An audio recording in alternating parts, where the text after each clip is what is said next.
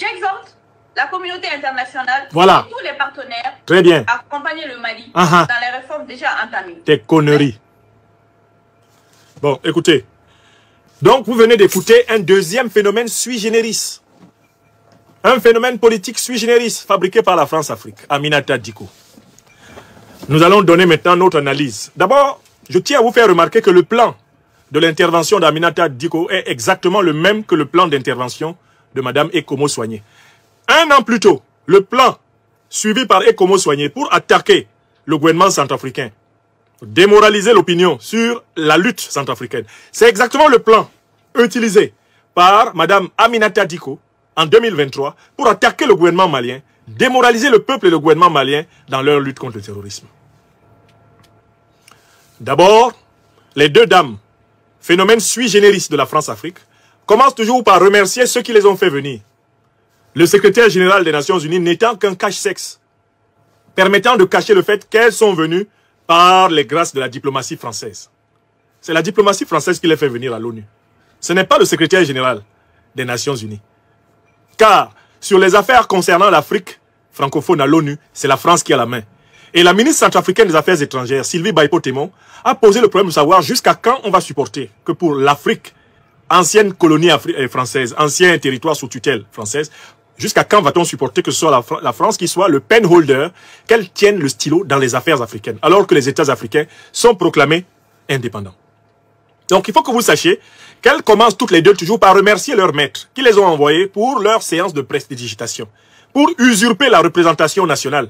Eh bien, malienne, la représentation nationale centrafricaine, et donner l'impression de faire entendre un autre son de cloche qui serait celui qu'on doit considérer comme la vraie parole du pays.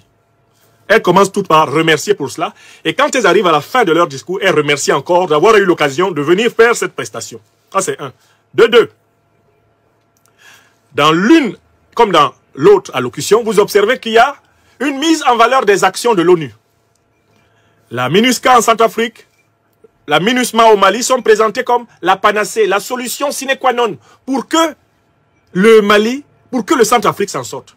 C'est l'ONU et la communauté internationale qui ne sont jamais critiqués. Ni Ekomo Soigné, ni Aminata Dicko, à aucun moment ne critiquent l'échec de la MINUSMA au Mali ou de la MINUSCA en Centrafrique. Pourquoi? Parce que ils ont été justement produits par l'arnaque de l'ONU et par le contrôle des affaires africaines par la puissance française dans les cénacles de l'ONU. On ne peut pas scier la branche de l'arbre sur lequel on est soi-même assis. Voilà pourquoi, angle mort des deux dames, phénomène sui generis de la France-Afrique, pas de critique de la MINUSMA, pas de critique de la MINUSCA. Les viols perpétrés par la MINUSCA, c'est pas grave. Les vols perpétrés par la MINUSCA en Centrafrique, vol de diamants, vol d'or, c'est pas grave. On a même attrapé les militaires portugais, les compatriotes de Guterres, en train de voler il y a à peine un an. Et Ekomo Soigné n'en parle pas. L'échec de la MINUSCA en Centrafrique à combattre les terroristes, on n'en parle pas. La MINUSMA, les truanderies, les crimes de la MINUSMA, l'échec de la MINUSMA à combattre le terrorisme au Mali, on n'en parle pas. Ça, c'est le deuxième point commun à ces allocutions. On passe au troisième point. Troisième point commun, pour vous dire que c'est la même plume qui a écrit les deux textes. À une année d'intervalle, c'est la même plume. La plume de la France-Afrique. La plume néocolonialiste française. C'est elle qui a écrit ça. Troisième idée forte. Il s'agit de démontrer que l'armée centrafricaine et l'armée malienne sont incapables de faire face au terrorisme. Il s'agit de souligner la faiblesse des armées nationales centrafricaines et maliennes face aux terroristes. C'est ce que fait Ekomo Soigné, c'est ce que fait Aminata Dicko. Ekomo Soigné tape dans les FACA en les présentant comme des moins que rien, qui se débrouillent mais qui ne sont pas capables, la situation les dépasse. Aminata Dicko tape dans les FAMA en les présentant comme des incapables qui, sans l'ONU, sans la communauté internationale, sans les partenaires occidentaux, ne peuvent pas s'en sortir. Voilà la troisième idée commune aux deux phénomènes hideusement sui generis de la France-Afrique. Quatrième idée commune. Ekomo Soigné, en Centrafrique, est chargé de s'attaquer à la coopération entre la Russie et le Centrafrique. Et notamment de présenter la société militaire privée Wagner comme la source de tous les malheurs de l'Afrique. C'est exactement ce que fait Aminata Diko, dans la situation malienne, elle est chargée de dire que l'échec supposé de l'armée malienne vient de sa coopération avec la Russie, et en particulier de sa coopération avec Wagner. Et de présenter Wagner comme la source de tous les péchés d'Israël au Mali. Exactement comme Ekomo Soigné présente Wagner, la coopération avec la Russie, comme la source de tous les malheurs du Centrafrique. Voilà leur quatrième idée commune. Cinquième idée commune. Le Centrafrique ne peut pas s'en sortir s'il ne coopère pas avec la France, s'il ne coopère pas avec la communauté internationale, c'est-à-dire avec l'OTAN, avec l'hégémonie occidentale. C'est exactement ce que dit Madame Aminata Diko concernant le Mali. Le Mali ne peut pas s'en sortir s'il ne revient pas dans le giron des maîtres colons français. Le Mali ne peut pas s'en sortir si le Mali ne retourne pas sous le contrôle de l'OTAN. Le Mali ne peut pas sortir si le Mali ne se soumet pas, eh bien, à entre guillemets, communauté internationale. Voilà, la messe est dite. Mes chers amis, vous êtes d'ores et déjà près de 2500 personnes qui suivaient cette conférence. À un an d'intervalle, est-ce que ce que vous avez entendu Aminata Diko dire sur le Mali est différent de ce que vous avez entendu Ekomo Soigné dire sur la République centrafricaine? Est-ce que vous ne reconnaissez pas le même plan d'allocution que je vous ai donné? Maintenant, entrons un peu dans les différences. Ekomo Soigné a une plus grande facilité oratoire. Elle a une plus grande maîtrise de son texte, c'est-à-dire qu'elle a pris le temps de le réciter, de l'incorporer. Elle a été capable de restituer le texte comme si le texte était d'elle, même si on sait que le texte n'est pas d'elle.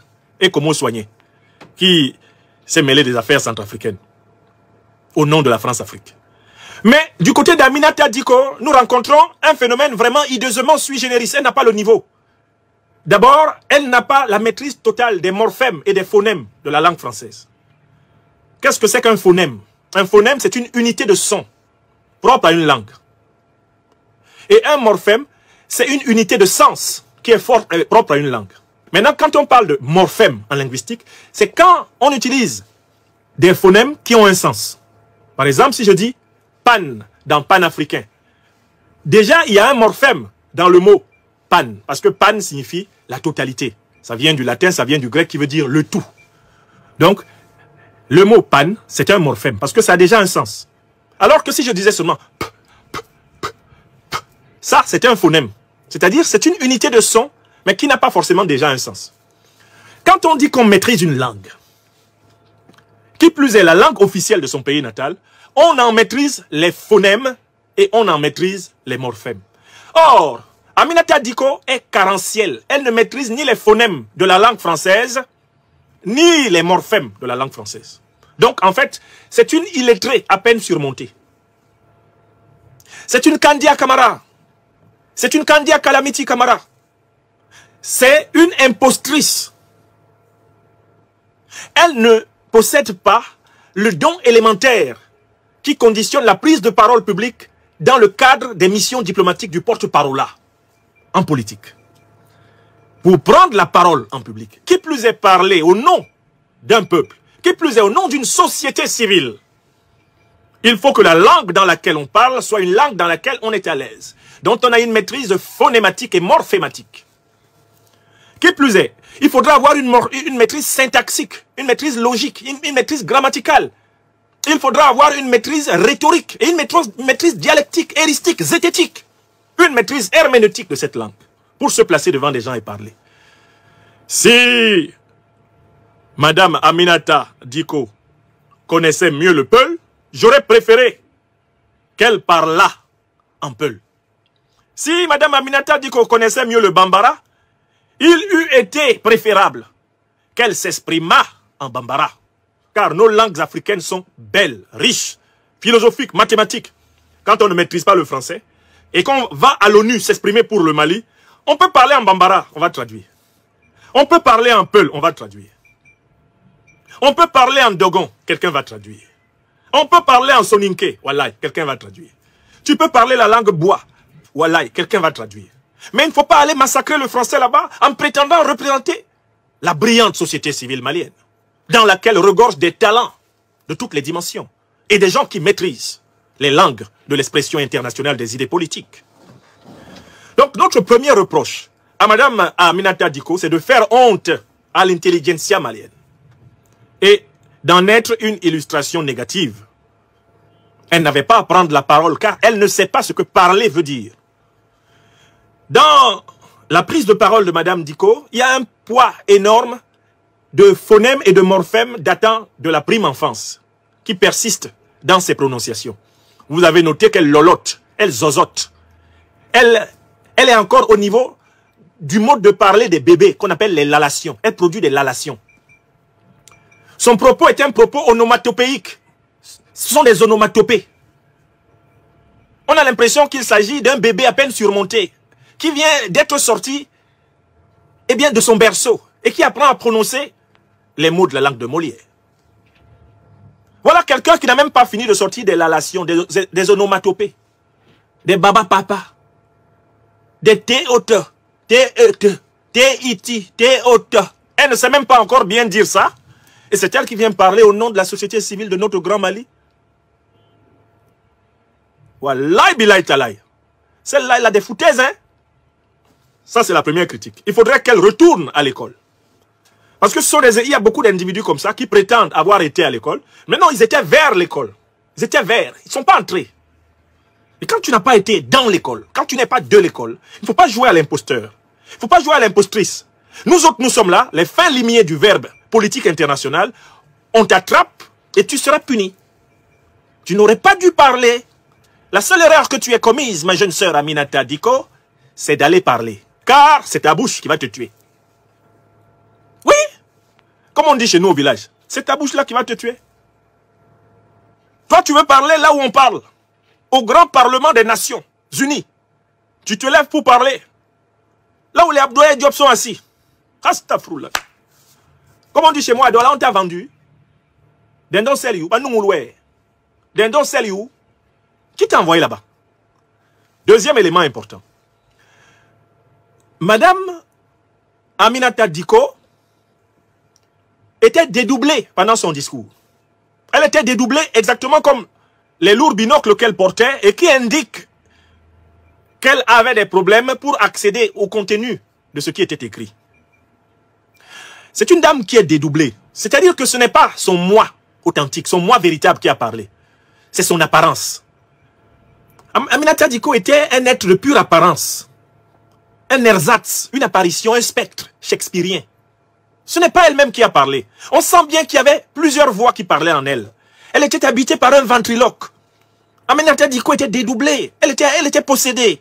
Au sens où l'ancien président du Conseil constitutionnel ivoirien, le professeur Paul Yaoundé, pour s'excuser de ses atermoiements lors des décisions constitutionnelles pendant la crise post-électorale ivoirienne de 2010-2011, a dit « Nous avons tous été possédés. Le diable nous a possédés. » On doit pouvoir dire, sans risque de se tromper, que Madame Aminata Dicko a été possédée par le diable. Ce n'est pas elle qui parlait. Elle était la voix de la France-Afrique.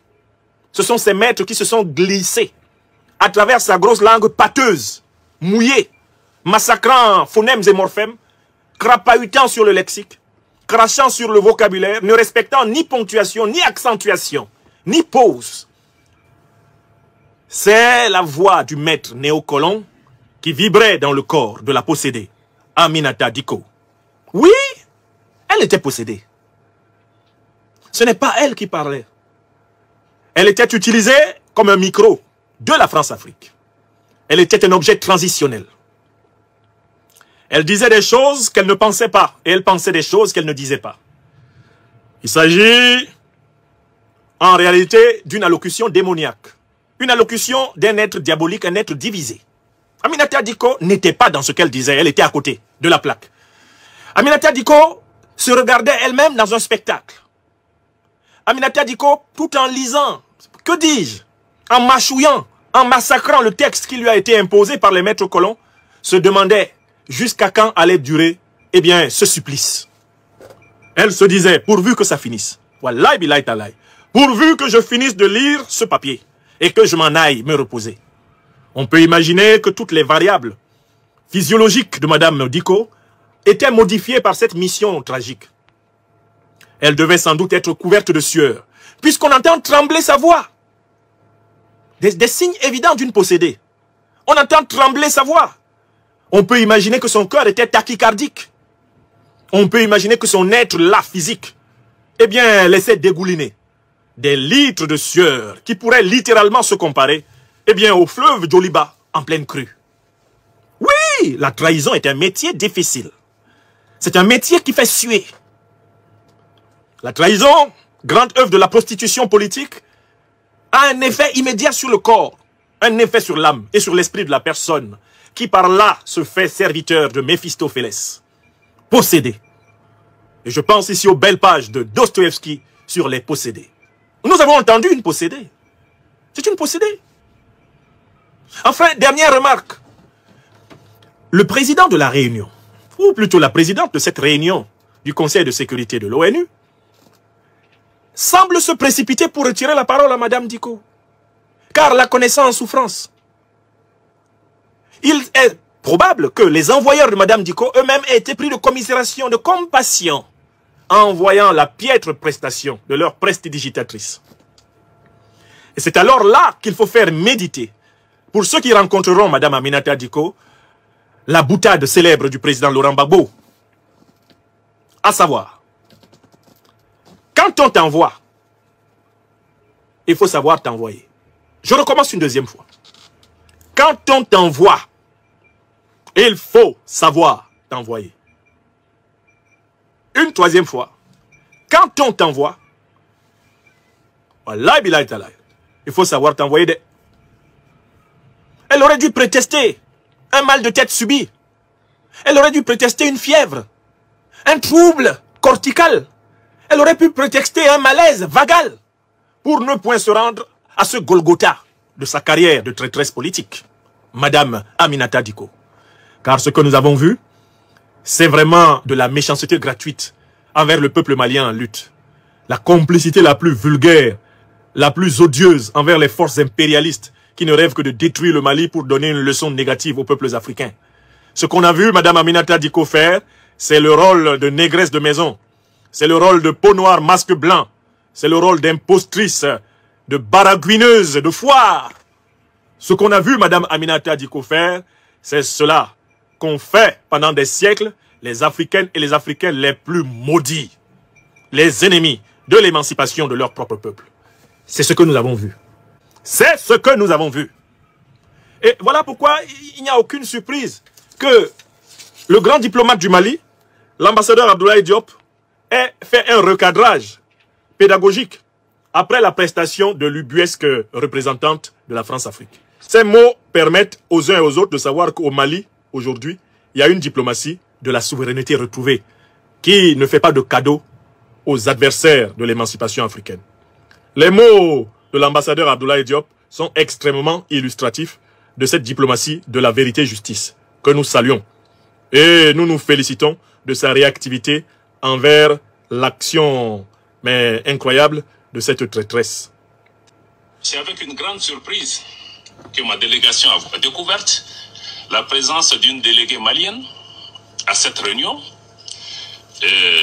Je dois dire que nous n'en avons pas été informés. Voilà. Sui generis. Nous ne connaissons pas cette personne. On ne la connaît pas. Sui generis. Nous ne connaissons pas l'organisation qu'elle représente. Sui generis. De qui elle s'exprime devant votre conseil. Et naturellement, nous doutons de la représentativité et de la crédibilité de cette personne devant cette auguste assemblée. Monsieur le Président, il est important que les membres du Conseil eux-mêmes se remémorent, qu'il est important de se rappeler que l'instrumentalisation de la société civile pour des agendas cachés ne sert pas la cause de la société civile. Non. L'invitation de cette personne aux autorités maliennes pour que nous puissions travailler à protéger toutes les communautés, si c'était nécessaire de le rappeler. Le Mali est un pays ancien et de tradition multiséculaire, un pays multiethnique, une mosaïque de population. À aucun moment, le gouvernement ou même son armée ne peut s'engager dans une lutte contre une partie de notre propre population. Wallahi. Je pense que certains qui ont des agendas cachés, qui ont réussi ailleurs à opposer des communautés, à créer des guerres ethniques, ont tenté au Mali, ça n'a pas marché. Ils ont échoué. L'armée malienne, une armée professionnelle multi-ethnique, doit continuer à travailler pour défendre tous les Maliens, toutes les communautés maliennes, pour renforcer notre cohésion nationale. Je crois que ce dont le pays a besoin aujourd'hui, ce n'est pas des messages de division. Ce sont des messages qui unissent. Voilà. Et le Mali continuera dans ce travail, dans le plein respect des droits de l'homme et dans le souci de pouvoir rassembler les Maliens. Nous souhaitons que dans le cadre du partenariat, le Conseil aussi puisse revisiter ces méthodes de travail. Des méthodes de voyous. Collaboration avec mon pays. Merci, Monsieur le Président. Très bien. A produit les premières charges nucléaires vous avez entendu donc déployées sur le sous-marin. Vous avez donc entendu la réponse fulgurante du chef de la diplomatie malienne. D'abord, l'ambassadeur Abdoulaye Diop souligne le fait que Mme Aminata Diko est inconnue au bataillon du peuple malien, inconnue au bataillon du gouvernement malien, inconnue au bataillon des diasporas maliennes exemplaires et actives. On ne la connaît pas. Depuis que le Mali souffle là, la fameuse Aminata Diko a fait quoi? Elle a pris quel risque pour le Mali? Elle a fait quoi, où? Et puis on a vu. Donc c'est un phénomène sui generis. Deuxième information clé. L'ambassadeur Abdoulaye Diop dit, cette dame Diko, Aminata, fait partie de la vieille stratégie de la France-Afrique consistant à opposer les groupes ethniques dans tous les pays, anciennes colonies françaises, pour éviter que ces pays aient une conscience nationale et que cette conscience nationale leur permette de s'affranchir du néocolonialisme français. L'ambassadeur, ministre des Affaires étrangères du Mali, dénonce le stratagème en disant « ça ne va pas marcher au Mali ». Je vous rappelle que Madame Diko, son nom me laisse suggérer que ce sont nos cousins et frères Peul qui l'ont générée sur cette terre. Elle est probablement d'ethnie Peul. Mais je vous laisse penser, je vous souligne au passage que l'ambassadeur Abdoulaye Diop est Peul. C'est un Peul du Mali. Avec des liens avec toutes les familles Peul qui, de la Mauritanie, eh bien pratiquement aujourd'hui jusqu'au Congo, représentent la belle fraternité Peul africaine. Donc, on utilise Diko pour dire que l'armée malienne et le gouvernement malien se seraient ligués contre la communauté Peul. Heureusement, c'est un ministre des Affaires étrangères de l'ethnie Peul du Mali qui répond à Diko. Il faut arrêter ça. Nous sommes un pays multiconfessionnel. Nous sommes un pays où les ethnies sont mélangées. Nous sommes un pays où nous sommes tous condamnés à vivre ensemble. Notre armée est une armée multiethnique, multiconfessionnelle. Il est hors de question que nous nous laissions tomber dans le piège de l'élimination de certains d'entre nous en vertu de leurs origines. On a voulu utiliser la région de Mopti, où on a implanté Amadou Diallo Dikoufa, avec des véhicules immatriculés en Côte d'Ivoire. On a voulu utiliser cette région pour créer un génocide rwandais au Mali, en opposant artificiellement nos frères Peul, nos frères Dogon et nos frères Bambara. On a implanté des groupes de faux djihadistes, et on a implanté des groupes de faux dozo, qui tous ont des véhicules immatriculés en Côte d'Ivoire, pour attaquer, pour les faux dozo, attaquer la communauté Peul, pour que la communauté Peul se venge contre les Dogon et les Bambara, et pour les faux djihadistes, attaquer la communauté Dogon et Bambara, pour que les communautés Dogon et Bambara se vengent contre la communauté Peul. On a tenté de provoquer une guerre interethnique, un génocide interethnique au centre du Mali. Voilà pourquoi Amadou Koufa a été implanté là-bas, avec les armes occidentales, avec les véhicules immatriculés en Côte d'Ivoire, chez Ouattara, Draman. C'est de ça que parle l'ambassadeur Abdoulaye Diop. Il sait que ceux qui ont organisé le génocide rwandais, ceux qui ont créé des clivages entre les Africains pendant la période coloniale, en privilégiant, en créant des portraits types des ethnies pour empêcher la naissance de la conscience nationale, ce sont les mêmes qui ne veulent pas que l'État malien émancipe tout le Mali. Ce sont les mêmes qui soutiennent les sécessionnistes de l'Azawad. Ce sont les mêmes qui sont derrière l'invasion de la Libye, la destruction de la Libye, la déstabilisation du Sahel, reconnue par Marine Le Pen, chef du principal parti politique français aujourd'hui, le Rassemblement national. Elle a dit, la faute originelle de la France, c'est la destruction de la Libye et la déstabilisation du Sahel. Et on sait que la division ethnique, l'instrumentalisation des ethnies, fait partie de la communication, fait partie des stratégies de la France-Afrique. Instrumentalisation des ethnies, instrumentalisation des religions, instrumentalisation des oppositions, instrumentalisation de l'intelligentsia, instrumentalisation de la société civile, instrumentalisation des institutions sous-régionales, instrumentalisation de l'ONU. C'est la même fabrication de phénomènes sui generis qui est la marque déposée de la France-Afrique. Écrivez ça. Les Amadou Koufa, les gens de l'Azawad, ce sont des phénomènes sui generis.